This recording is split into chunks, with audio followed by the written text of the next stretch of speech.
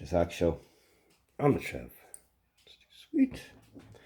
Anyway, if you're coming over from the Eastern Conference video, then you know what this one's all about. It's the yin to the yang. And more of my bad predictions that you shouldn't take to Vegas. That being said, here's my bold predictions for the Western Conference quarterfinals for 2023.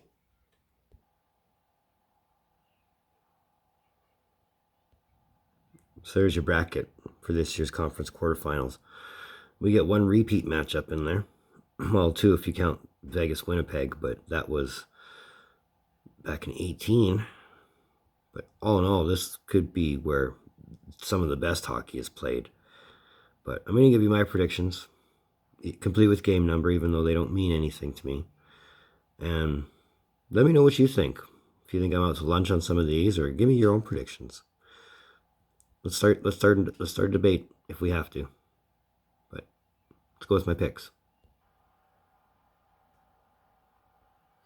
Now I think this one has the potential to be where really great hockey is played by Vegas, that is. I mean, this one I think is going to be over quick, like in 5 games for Vegas quick. I mean, Winnipeg barely squeaked into these playoffs, so that should tell you how A, tired they might be coming in, and B, how easy they are to beat. And really the only problem, the only question mark I have for Vegas is in net. Which goalie is signed up for this one? Is it Quick? Is it Brossoit? When's Thompson coming back? Is Thompson coming back? Lehner's not coming back. We've already written him off, but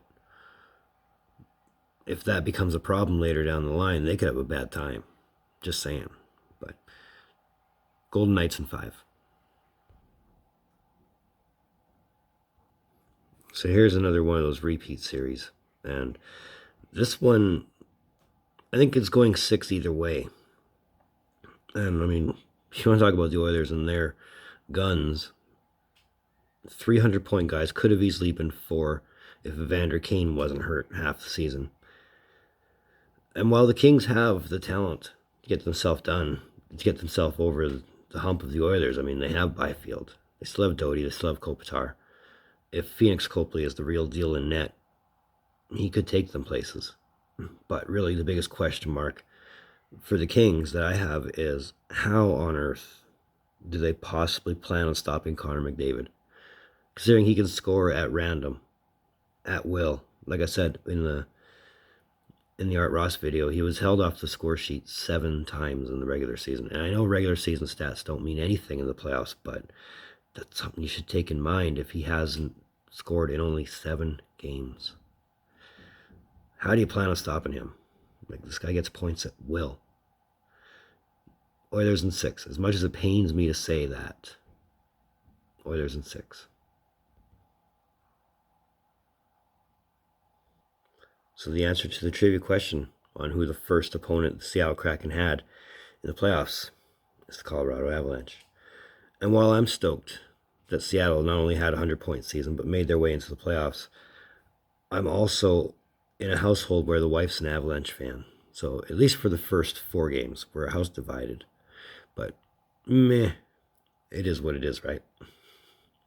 And while for the Avs, no Landeskog equals no problem, one has to wonder if Makar, if he's still out indefinitely by the time the playoff series starts, if he's still out of the lineup by then, and if so, for how long? And can the Kraken exploit that? While I'd love to be the guy to say I could see your Seattle Kraken knocking out the defending Stanley Cup champs, I think of what would lie after that. And while I want to say Seattle in 6, I'm going to have to say Colorado in 6. And hope to hell that it's a case of reverse psychology and, it turns out to be the way I want it to be. But we'll cross that bridge when we get there. Officially, it's Avs in 6. So I just looked into this. This is the second time these teams are playing each other in the playoffs. First time they did it was the 2016 Western Conference quarterfinals, which Dallas won. So in a sense, this is a repeat series, but it's only the second time these two have ever played. And like I've said before, given the history of Dallas, Minnesota. It should right itself. Either way, I think this is going to be a very close match, very stacked, and he scores, they score kind of thing. So I can totally see this one going a full 7 games. And while I want to say Minnesota because they haven't won a round since 2015, of the 10 times they've been in the playoffs in the last 11 years, haven't won a round since 2015. That's going on 8 years of first round exits. That's ouch. But I still think it's going to beat Dallas in 7. Just because I kind of want to see a Colorado-Dallas semifinal. That would be a great one to see. Let me know your picks for the 2023 Western Conference quarterfinals. So not much as Hockey Shows. Oh, thank you for tuning in. Don't think I don't appreciate the gesture, especially if you've made it to this point. If you have, that's a great thing. My algorithm thanks you. But if you are here, if you want to say hi, if you dig what I'm doing, give me a thumbs up. I think I've earned it. That social that I never use, it's in the description down below. Let's move forward. Well, I've got a couple more videos I'm going to do one at a time throughout the week, so expect at least 3 videos this week. But either way, in between time, be looking for videos from Trev. Later.